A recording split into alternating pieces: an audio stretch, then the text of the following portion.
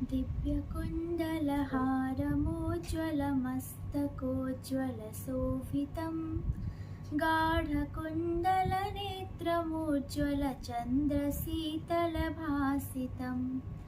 हस्तनिर्मलदण्डत्रिशूलभाले कोमलधारितं हे शिवापति पार्वती पतित्राहि मां भवसागरम्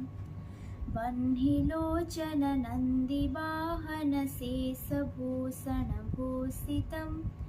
भस्मलेपन चर्मधारण सृष्टिपालनपालितं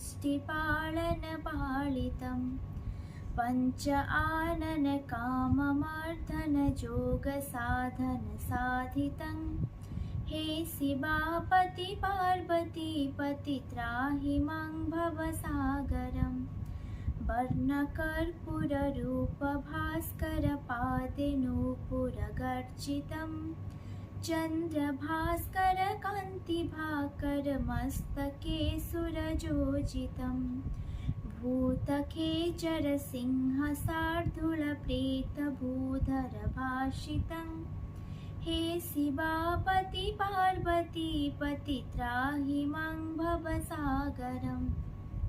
ब्रह्मरूपिणि विष्णुमोहिनि सर्वशक्तिनिसेवितं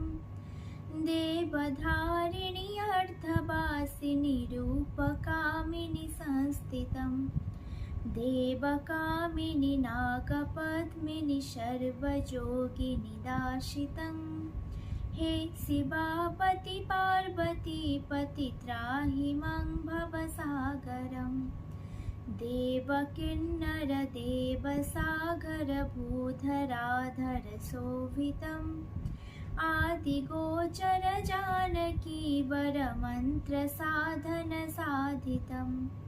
त्राहि मां हर त्राहि मां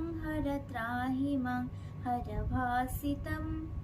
हे शिवापति पार्वती पति त्राहि मां भवसागरम्। इति श्री श्रीप्रस्तुति सम्पूर्णम्।